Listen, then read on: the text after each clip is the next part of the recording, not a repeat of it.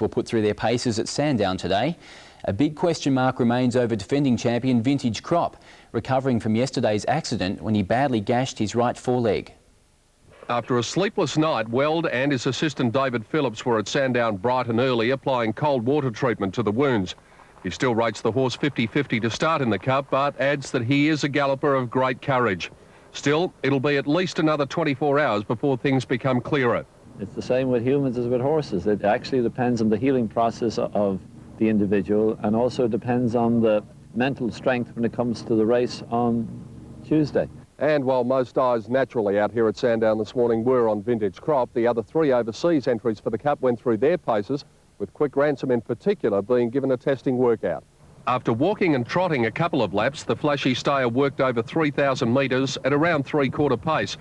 Hong Kong champ River Burden looks to have taken no harm from his unplaced run in Saturday's Cox Plate, while Dermot Weld's other representative, Clevedon Gale, also wasn't asked for anything strenuous.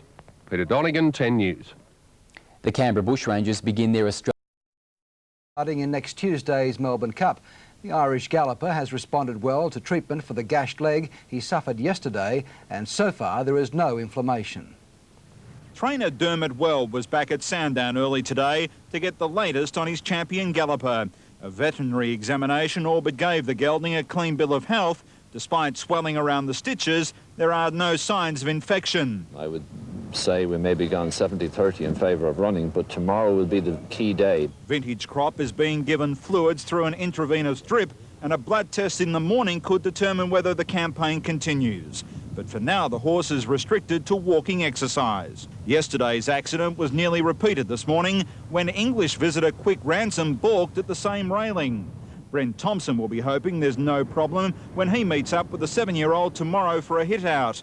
Now living in London, Thompson arrived today, and the winner of 4 Cox Plates is hoping to break his Melbourne Cup drought. With this horse, he is a live chance in the race. He's terribly genuine,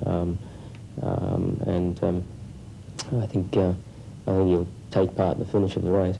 And at Strathelbyn, a win to remember. In the hurdle, the David Hayes-trained Landowner had the easiest of victories. And Landowner wins by 35 lengths. In fact, it was 49 lengths. His rivals left wondering about their futures. Andrew Bensley, National 9 News.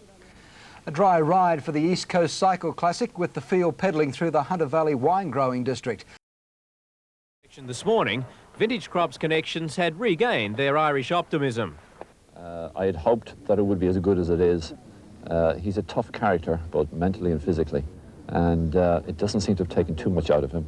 Yesterday, Vintage Crop gashed his off foreleg, requiring 14 stitches. But with no early sign of infection, the only real concern has been the disruption to his training program. Today was the day I'd even planned to do a good workout with him, and just to do light exercise yesterday and work today, and it just wasn't to be. But we haven't given up, I can tell you. And a good-natured start to today's 142-kilometre stage of the East